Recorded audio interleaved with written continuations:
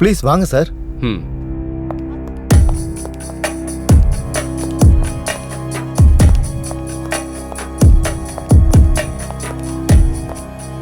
Sir உட்காருங்க. Thank you.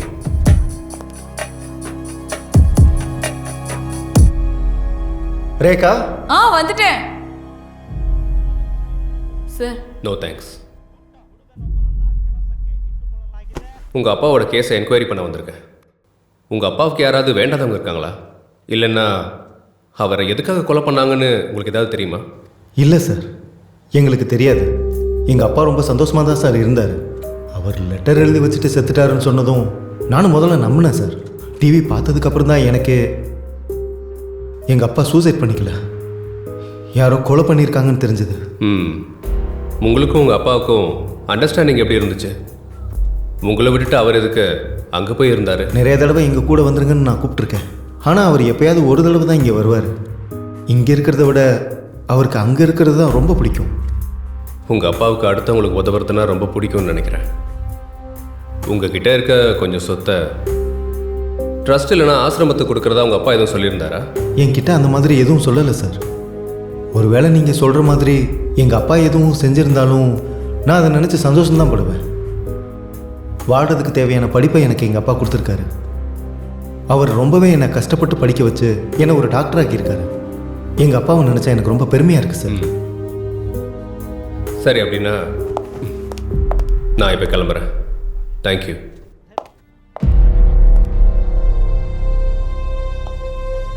குற்றவாளி யாராக இருந்தாலும் அவங்கள சீக்கிரம் கண்டுபிடிக்கிறேன். See you soon.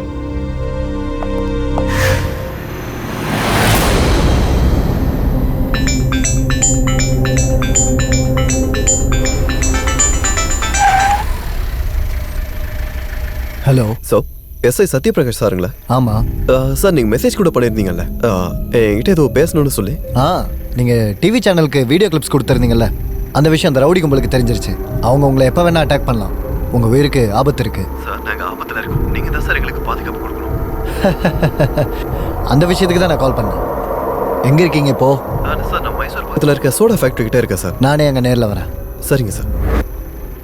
Driver sir, எனக்கு ஒரு சின்ன அர்ஜென்ட் வேலை இருக்கு. சரிங்க சார், நீங்கள் வீட்டுக்கு போ, நான் டிரைவ் பண்ணிக்கிறேன். சார்.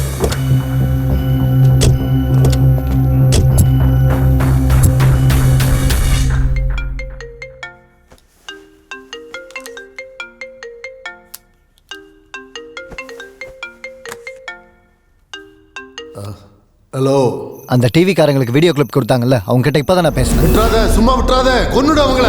கன்ல ஷூட் பண்ணி தூக்கி போட்டு போலீஸோட ஃபைலில் புது கதை ஒன்று ஓப்பன் பண்ணுறேன். ஆனால் உன் டிபார்ட்மெண்ட் ஆளுங்களுக்கு எந்த காரணத்தை கொண்டு உன் மேலே சந்தேகம் வந்துடக்கூடாது. உஷாராயிரு. அதெல்லாம் நான் பார்த்துக்கிறேன் சார். இன்னும் கொஞ்ச நேரத்தில் அவங்க செத்துட்டாங்கங்கிற செய்தி உங்களுக்கு சொல்கிறேன்.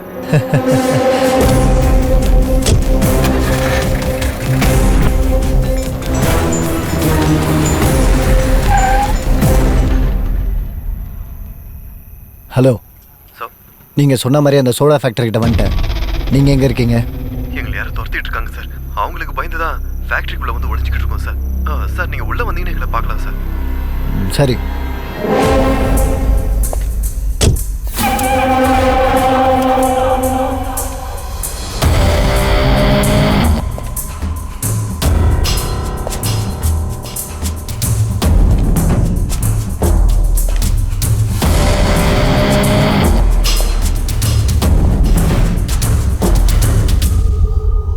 ஹலோ, நான் உள்ளே வந்துட்டேன். எங்கே இருக்கீங்க?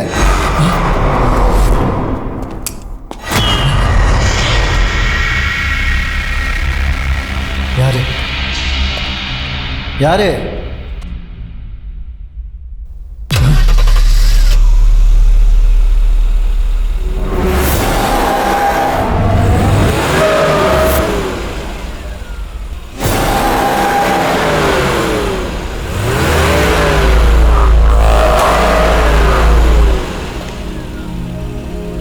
யார் இது? யார் இது?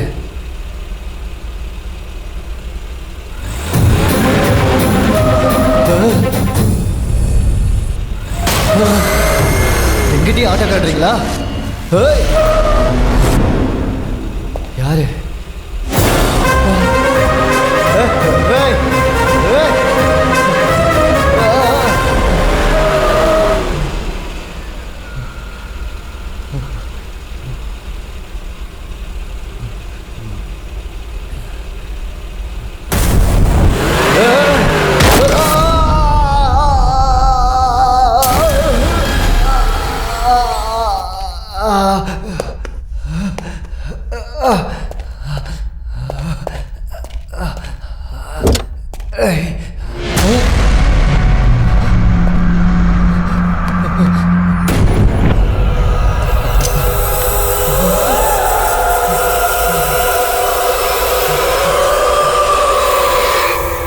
வேண்டாம் வேண்டாம்.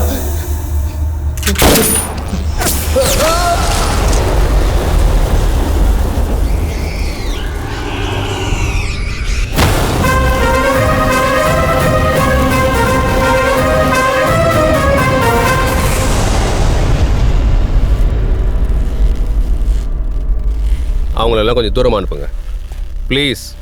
போங்க.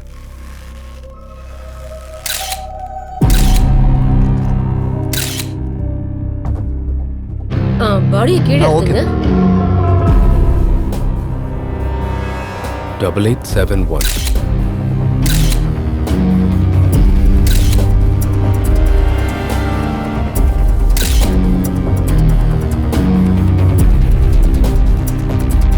நீங்கள் தொடர்பு கொண்ட எண் தற்போது சுவிட்ச் ஆஃப் செய்யப்பட்டுள்ளது. பின்னர் அழைக்கவும். Your dialed number has been switched off.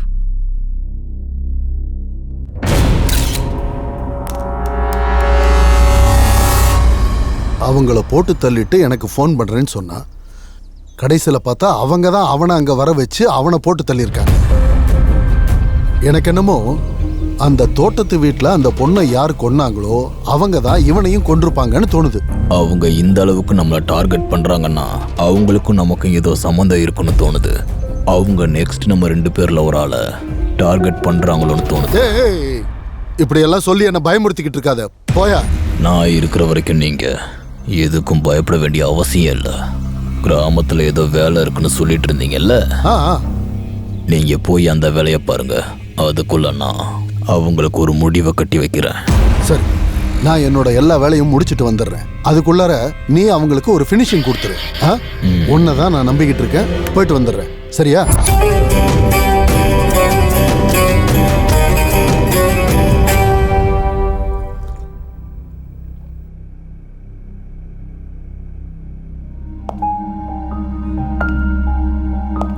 Double 87 முடிகிற நம்பர் நெட்வொர்க்கில் இல்லை சார்.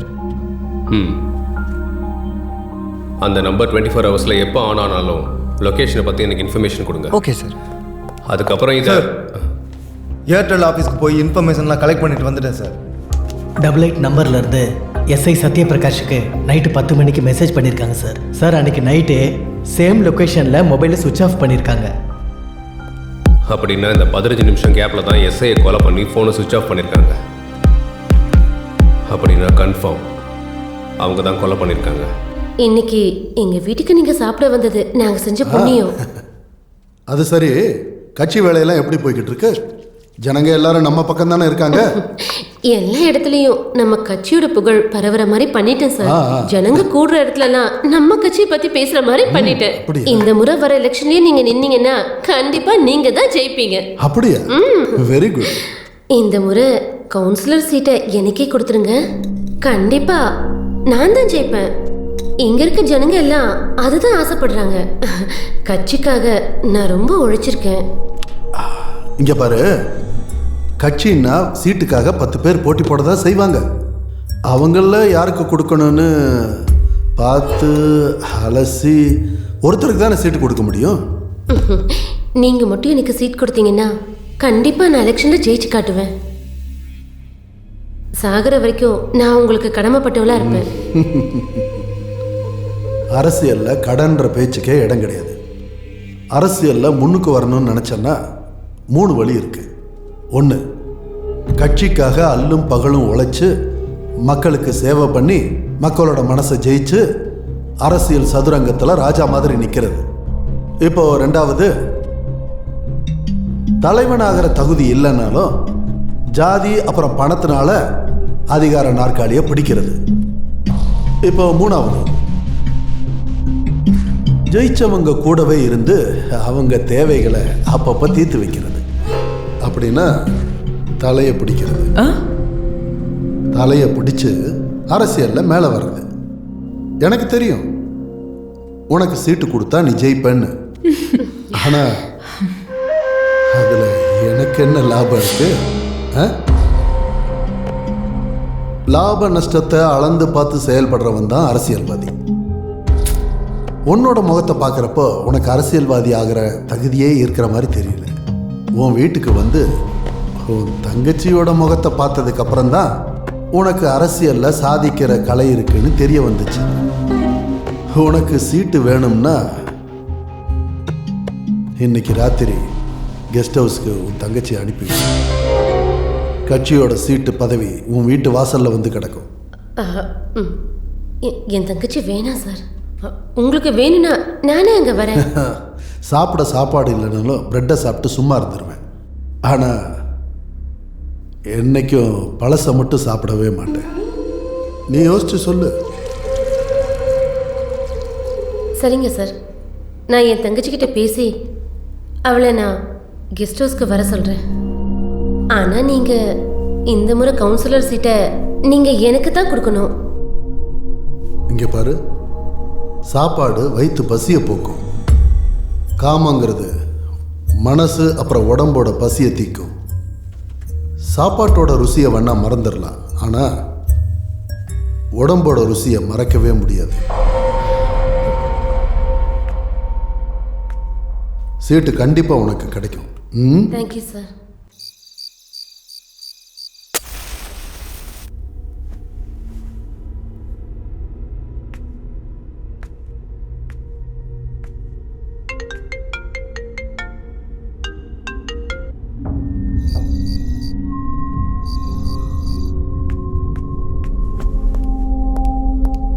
சார், அந்த 8871 நம்பரு ஆன்ல இருக்கு சார். What? சிக்னல் காட்டுது, வாங்க.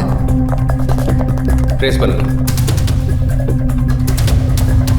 சென்ட் தாமஸ் மவுண்ட்ல இருந்து 2 கிலோமீட்டர் தூரத்தில் அந்த சிக்னல் வந்துட்டு இருக்கு சார். ஏய் நில்லு. ஏய் எங்க போற? நான் உடனே இந்த ஸ்பாட்டுக்கு போகிறேன். இன்ஃபர்மேஷன் கொடுத்துட்டேன்.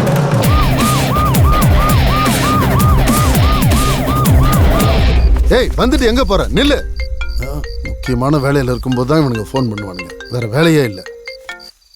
ஹலோ சார், நான் என் தங்கச்சிக்கிட்ட பேசினேன். அவளுக்கு நான் எவ்வளோ சொன்னாலும் அதுக்கு ஒத்துக்கவே மாட்டேங்கிறா. அதுக்காகத்தான் இந்த விஷயத்தை உங்களுக்கு சொல்றதுக்காக கால் பண்ணேன். என்னது, தங்கச்சி வரலை? அப்போ இங்க வந்தது யாரு? எங்க போனா?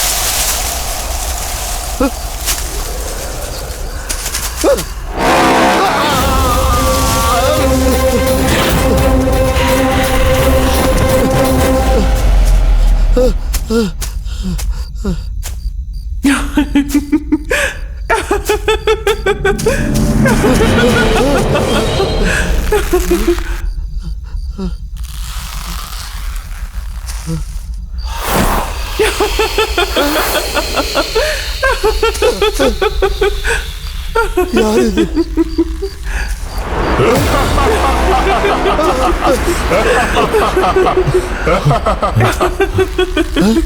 யாரையும் காணோம்.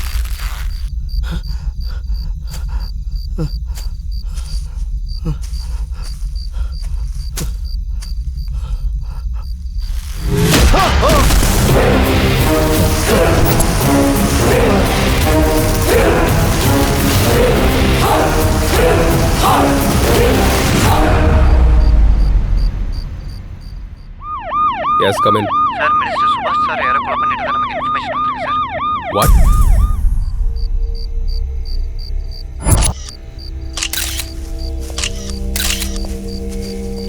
சொல்லுங்க சார், கொஞ்சம் எல்லாரும் கூட சொல்லுங்க. சொல்லுங்க ப்ளீஸ் ப்ளீஸ். நாட்டலோட போங்க போங்க, பின்னாடி போங்க. ஏய், யாருங்க நிக்காதீங்க. முதல்ல எல்லாரும் இங்க தான் போங்க இருங்க. சார். யார் இங்க இருக்காங்க? கிளம்புங்க, கிளம்புங்க. போய் பாஸ் சொன்னா கேளுங்க சார். போங்க சார், இப்படி வரேன் சார். போங்க. இங்க ஒரு மொபைல் இருக்கு சார்.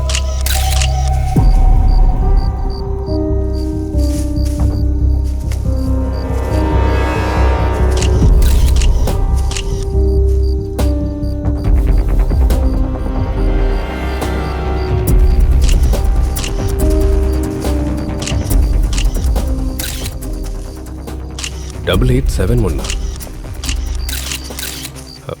சரி, இவரோட பிஏ எங்க? சார் இவர் தான் சார். இங்க வா. போங்க. செக்யூரிட்டி இல்லாம மினிஸ்டர் தனியா வந்திருக்காரு. நீங்க ஏன் அவர் கூட போல?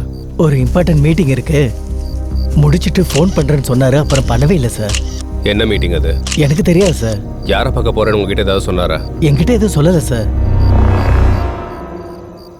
சரி, நீங்க போங்க. Okay sir. கிளம்புங்க. எல்லாரையும் முதல்ல எல்லாரும் அனுப்புங்க. கிளம்புங்க. ஆ. போங்க போங்க. யாரும் இங்க நிக்க கூடாது. கிளம்புங்க. சார், ஒரே யாரும் இங்க கூடாது. சார், உங்களதான் please சார். சார். போங்க போங்க. சீக்கிரம் கிளம்புங்க. நடந்தது சார். வேடிக்கை பார்க்காதீங்க.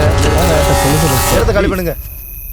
விக்ரம் வேதா சாகல, அவங்க உயிரோட தான் இருக்காங்க. அவங்க கூட இப்பதான் போன்ல பேசினேன். அவங்க 2 பேரும் தோட்டத்து வீட்டுல இருக்காங்களாம். என்ன அவங்க வர சொல்லியிருக்காங்க. இப்ப அங்கதான் போயிட்டு இருக்கேன்.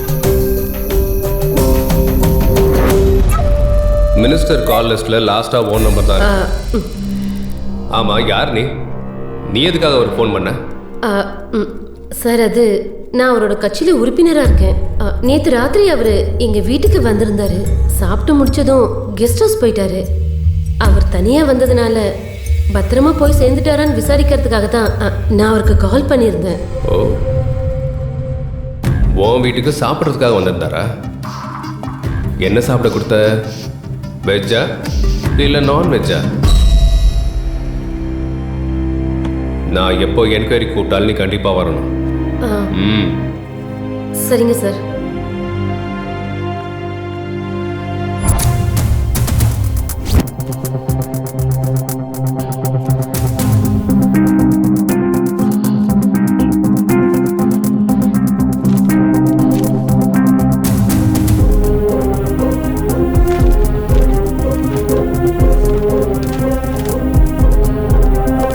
சார், விக்ரம், வேதா, அப்புறம் சுமதி, இவங்க 3 பேரும் ஒரே கம்பெனியில் வேலை செஞ்சாங்கன்னு என்கொயரி பண்ணும்போது தெரிஞ்சது சார். இந்த பொண்ணு, எஸ்ஐ, அப்புறம் மினிஸ்டர், இந்த 3 பேரையும் ஒரே ஸ்டைலில் கொலை பண்ணியிருக்காங்க.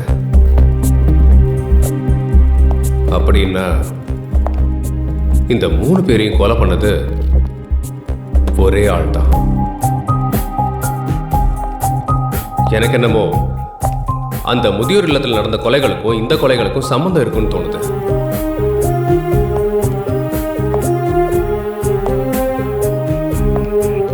அந்த முதியோர் இல்லத்தில் கொலை பண்ணதுக்கு யாருன்னு கண்டுபிடிச்சோன்னா இந்த கொலை பண்ணதுக்கு யாருன்னு கண்டுபிடிச்சிடலாம்.